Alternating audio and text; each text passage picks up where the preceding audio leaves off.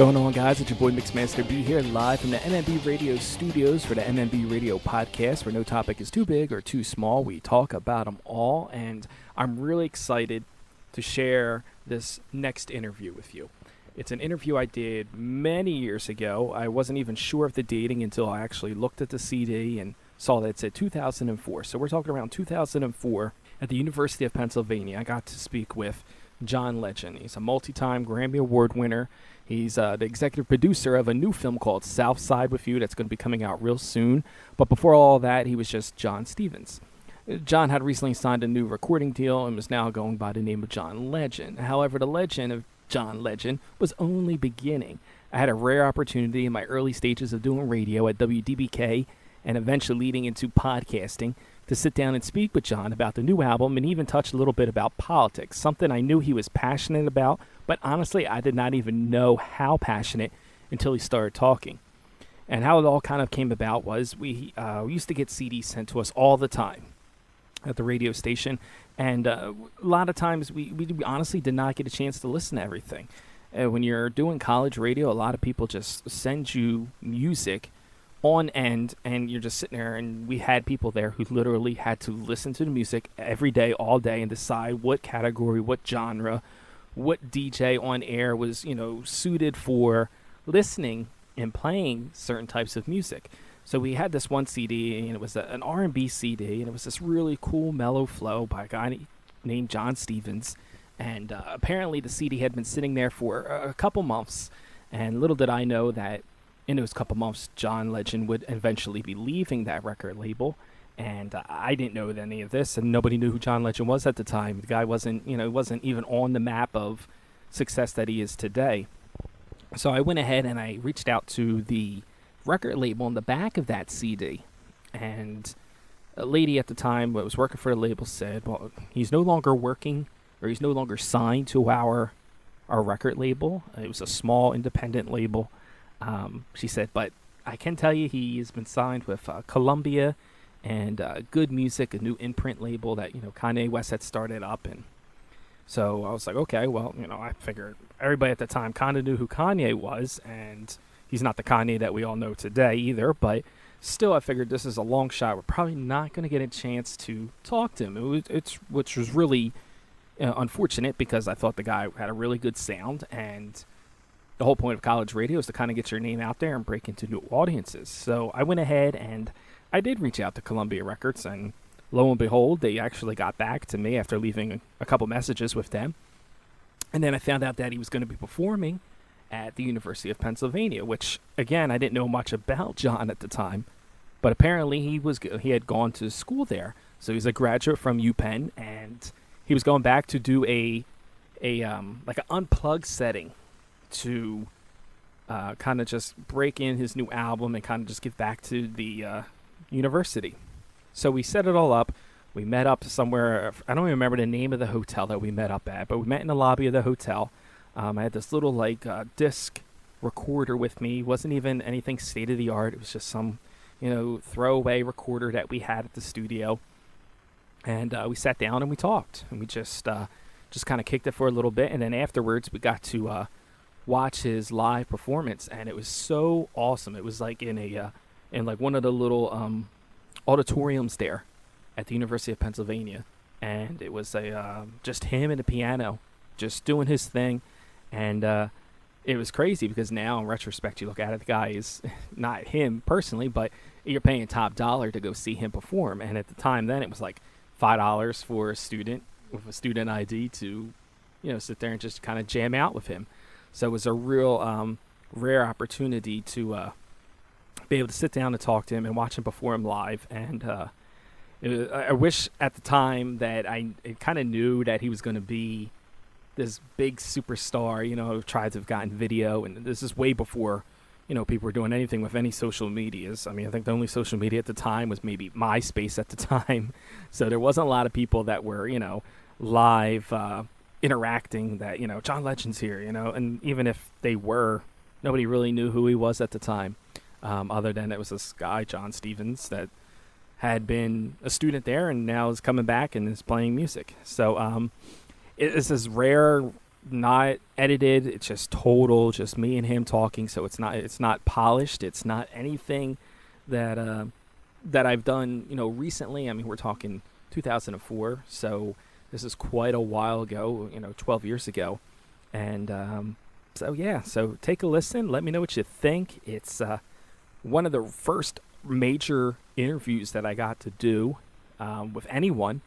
And so take a listen. Let me know what you think. I'm back through this. All right. 1 2 1 2 1 2 1 2. John Legend. Hey. All right, ready to go. All right, how's it going? It's your boy Mixmaster B. We are here with the legendary. I say legendary because 10 years from now, not even 10 years from now, a month from now, a week from now, next week, today, you're going to be hearing a lot about this guy, the one, the only, John Legend. What up, man? How you doing? I'm doing all right. Thank you for taking the time to talk to us today. It's a gracious honor. Been following you for a little bit now. Had another person come in here do an interview. And haven't followed you as much as closely as she has, but which I'm a little sorry to say that. But, I've been catching a lot of your stuff now. I've been checking out the website. And your sound is it's inspirational. It's a different sound that I haven't heard from a lot of other artists. So it's something different and new. But I was wondering, what were some of your musical influences growing up? Like, who were some of the people that inspired you to want to be what you are today? Growing up, I grew up in church, and a lot of the music I listened to, I wasn't even allowed to really listen to secular music that much as a kid. I had a very kind of religious household I grew up in. So I listened to a lot of gospel music growing up, from like the Winans to Commission to John P. Key to Shirley Hawkins to, Shirley Caesar to Edwin Hawkins. People who, if you didn't grow up in church, you don't really know who they are. But for people who did grow up in like a black church, you really know all those artists, and they were like a big part of you growing up. And so for me, like, that was my first music that I grew up on. And my grandmother, she was an organist at my church. My mother was the choir director. So I grew up steeped into that tradition. And so I think my music is actually very heavily rooted in that stuff because of all the background I had in that. So early on, those were my big influences. And then later, I think people hear it a lot. They'll hear a lot of Stevie Wonder in my music, a lot of Donny Hathaway, Al Green, Curtis Mayfield, those kinds of artists. People who did kind of great kind of 60s and 70s soul music. That's some of the kind of the glory days, Marvin Gaye of soul music, Motown music like the Temptations and stuff like that. All that stuff I think you'll really hear in my music. I use a lot of kind of doo-wop type harmonies and things like that, arrangements that kind of evoke that old school soul music. That's how I got my nickname in the first place. People that heard me would always kind of hear that kind of old school vibe when they heard me sing, and thought I might sound like I came from another era, and so I kind of got that nickname John Legend from that. But all those things kind of combined, and then I grew up in the hip hop generation, so like kind of all those things together, hip hop, soul, gospel, they kind of comprise the musical sound of what my album is. Definitely a lot of those artists that you mentioned, Stevie Wonder, when I first listened to it, that's one thing that just came to me. I'm like, it's like Stevie reincarnated. Well, not that he's gone or anything, but it was just like, a new sound with a new flavor, but it was like that old sound as well. And that was something that I really enjoyed and liked. You mentioned hip-hop. Now, a lot of the music that I spin on my show is hip-hop and everything. Is there any hip-hop artists that influenced you as growing up? I know you said you didn't get to listen to a lot of them, but is there any that, recently that you really impressed you? I mean, as I got a little older, people like Tribe and The Roots, I was into that stuff. But more recently, like I kind of almost like mainstream stuff a lot, like a Jay-Z or a Biggie, people like that who were very gifted at making popular, good hip-hop. It's not kind of the underground kind of backpack stuff we're kind of, our kind of campus kind of associated with. I like those guys too, like the Mos Defs and the Commons of the world. But I love people like Jay-Z and Biggie who are just like able to like capture everyone's imagination and attention with how witty and fun and cool their lyrics were over great beats and all that stuff. And so, those are the kind of the hip-hop artists I like a lot now. And Kanye, I'm very biased, but I'm a big fan of his music.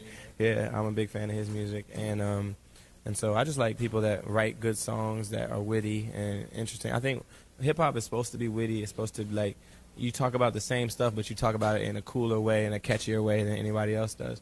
And those are, I think, the best artists, and they do it over good beats. The best artists are able to do that. Now, you mentioned The Roots, another Philly act here. Have you ever, other than Kanye West, would you ever consider doing a song with a hip-hop artist? Or is there any plans in the near future that you would be doing something with a hip-hop artist? Well, I did tracks already with Slum Village. I mean, all that stuff was kind of through Kanye, but I worked with Slum Village. I just did a song. I've done stuff with Dilated Peoples, with a bunch of artists, actually. But most of that was actually through Kanye, through his production. But I'm doing a song with this artist named Bump J, who's out of Chicago, and very talented. He's got some great tracks, and a few of them with Kanye. But actually, the song we wrote together was by another producer from Chicago. I'm not even for sure what his name is, but I did a song called You and I. It's kind of like his kind of love song to his girl on the album, and I think he's really cool. I think his album's going to go really well. I did a song with this British rapper named Estelle. She's really cool. She kind of reminds you of Lauryn Hill a little bit. I did a song with her on her album that's coming out in the UK around the same time mine's coming out, like I think the week before mine comes out. And so she's really cool. And I work with a lot of hip-hop artists. Because a lot of artists, they need a singer on their song for some reason or another. And I feel like my sensibility goes well with hip-hop because, like, even though I bring that old-school soul vibe, I also love hip-hop, and I understand how hip-hop is supposed to feel and supposed to sound since I've been around such a great amount of good hip-hop. So I think a lot of artists like working with me for that. But I don't want to be on everybody's hooks and, oversaturate. But it is cool to collaborate with good artists, sometimes. Now, do you think just like singing a hook, like some people consider that almost like selling out? Do you take like offense at when an artist asks you to sing a hook, or do you take that as a compliment? Oh, it's a compliment. That means out of all the singers in the world, they would prefer me to sing on their record. That sounds like a compliment to me. So it's cool, and as long as the music's good, then I'm cool with it. But if I don't like the song, then like I worked with one artist where he's really famous, and the song we did didn't sound like I was the right person for it. And so at the end of the day, I was like, I think you should use somebody else for it because I don't think I made the song as hot as I want to be known for making songs. And so I think every collaboration isn't the right collaboration, but if it is, then it's cool to do it because it gives you more exposure as an artist sometimes, and it depends on the timing. Like I think Anthony Hamilton, for instance, is doing it right, where he's doing it kind of while he's still trying to get people to pay attention to his album. He's like, working with other artists, and people are starting to get to know him more and more through his collaborations with other people. So it's a good kind of introduction to you as an artist if your singles aren't playing a lot right now. Now, it's known that you worked with Kanye West and everything. Can you just give us a quick rundown how you two actually came about? And I mean, personally, I know how it came about, but let our listeners know, how did it come about that you ran into Kanye? It was an introduction made by his cousin. His cousin's name is Devon Harris. He went to UPenn with me, and we were roommates in New York as well when we both moved to New York. And Devon and Kanye are cousins. Kanye moved out to New York in 2001, and we had already been there for a year, and they hooked up when he moved out there. And Devon decided to hook me and Kanye up. And he thought, Kanye's a good producer, even though he wasn't known as a big producer yet. This is before The Blueprint came out, and before all of his great production work came out, and way before his album came out.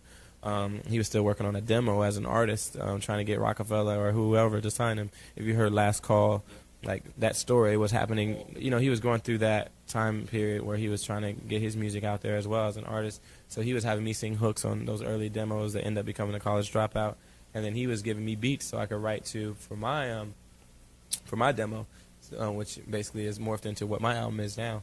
And so, we both started working together, and we really hit it off as artists. I think we both love hip-hop, we both love soul music, we both love gospel music, and we both bring that to bear when we make songs. We try to make songs with feeling, that have like a spiritual side to them as well, but also are fun and can be commercial as well. And so I think we are kind of kindred spirits in that sense, and so we both push each other as well because we both have really high standards for what we want music to be. And we both love the greats and love, and we want our stuff to measure up against the classics. And so because we're both that way, I think we work really well together, and it's been a very good relationship. Eventually, he signed me to his production company, which gave him kind of more incentive to really push me out there as an artist and get me collaborations with all those older people you heard me collaborating with, like singing "What the Hell Are You Waiting For" with Jay-Z, singing the backgrounds for Alicia Keys, singing on Slum Village's "Selfish." All those other tracks you've heard me on. I think that's because of, me signing to his production company and him really wanting to push me out there as an artist and get me exposure. And I feel like it really paid off because as he blew up, it made it more likely that I was able to do the same. On the Kanye West subject right now, recently I read in articles he's been nominated for a Gospel Album of the Year, or a rap gospel, and a lot of people were in protest of that because he was being nominated for Jesus Walks. A lot of people were in protest because of that, because they felt that the rest of the CD wasn't heading in that right direction. What is your take on that? Do you feel like that is that okay for them to feel that way, or is it, or are they overjudging the rest of the material? I don't think all they're doing, I can see both sides of it, because there are elements of his album that are very kind of message-driven, kind of similar to what a gospel rapper would do, like a Jesus Walks, even like a Never Let Me Down. And some of the songs are definitely very inspirational. So you could definitely make an argument that some of the songs are either gospel rap or something very close to gospel rap. Even though he does it in a fun, more accessible, popular way, which is the cool thing I think about it. But he also makes songs that you better not be singing in church, like Workout Plan, like some things he says in School Spirit or whatever. Like there's certain songs that clearly are not gospel songs, and that anyone who goes to church probably wouldn't exactly condone them. It doesn't make them bad songs, it just makes them songs that aren't gospel songs. And so I think since there are those songs on there, you could see why somebody would say, well, this album isn't thoroughly a gospel album. Like Jesus Walks, you could say, is thoroughly a gospel song. But the album College Dropout isn't thoroughly a gospel album. And so in that sense, you could see why they wouldn't want to nominate the whole album for Gospel Album of the Year. But Gospel Song of the Year, I challenge you to find a better gospel song than Jesus Walks. I think some people get hung up with the cursing, which I don't even have a problem with the cursing side of things. And I think it's just he's just speaking in the language that we speak as young people, and he's relating to the young people that listen to his records. But I can see both sides of the argument, and it's up to them. It's when you give an award, it's your decision whether or not you think something fits in a certain category. It's not Kanye's right to win an award. It's a privilege that someone decides to give to him, and if they think it doesn't fit in a category, then that's their prerogative to think that. But I know a lot of people that are very inspired by his music, and some elements of it are very much relevant to the gospel world. All right, couple more quick questions. What do you want the listeners to get out of this album? Is this the first recorded studio album? This is my first major label studio album. I have one kind of old independent studio demo I did back in 2000. And I did 3 live albums independently as well. This is the first kind of major project I'm coming out with. And what do I want them to get from it? I want them to love it. First of all, I want them to really hear it and think it's great music, a great songwriting, production, and all those things. And I can't decide for people what they're going to think. All I can do is make it as good as I can. I want them to love it as much as I love it, because I didn't put any songs in the album that I didn't love. And so hopefully other people love it as much as I do. And then I feel like it's a feel-good album as well. It's like generally speaking, it's a very uplifting, fun, and sometimes very kind of spiritual and inspirational album. And so I want people to feel good after the end of the day, and that's why I call it Get Lifted, because I feel like that's what it's about. It's about feeling good. That's what this album is about. And I don't think music always is about uplifting you. Sometimes it's about kind of exploring the pain, and sometimes it's about exploring other things. But I think this album was intended to be a feel-good album, and that's what it is. And when can we expect the album to drop? So for all the people out there, make sure to go out and get that. Please buy it. It's called Get Lifted, and it comes out October 26th. The single's already out now, Used to Love You. Hopefully you guys are playing it lots on your radio station. We also have the video out on BET and MTV, and it's getting a lot of burn on both of those stations. Call and request it, and request it on your local radio stations too. And I just appreciate, we're getting a lot of love. Go to johnlegend.com and check that out. We're getting a lot of love from fans all over the world, and I think a lot of people are really anticipating this album. And I just hope, it lives up to everybody's anticipation and expectation. All right. Now, one important question that's been going around, November 2nd, very important date. Where you stand on that, and why do you feel that it's something important that young Americans between ages of 18 and 30, there's 20 million people that you're trying to get out to vote, and why would you encourage young people to go out and vote? Well, I think Well, first of all, I'll talk about voting for a second. I think it is critical for young people to vote, especially in states like Pennsylvania, not as much so New Jersey, but every state is important, but even more so in states where it's very close and there's a lot at stake. People in power, they get in power because you vote for them, and a combination of you voting for them or you donating money to them. And so the people they listen to are the people who either give them money or who are going to vote for them. So if you're doing neither of those things, then they're not listening to you at all, period. So think about it. And if you want people to listen to you, you got to make your voice heard. So that's one thing. Secondly,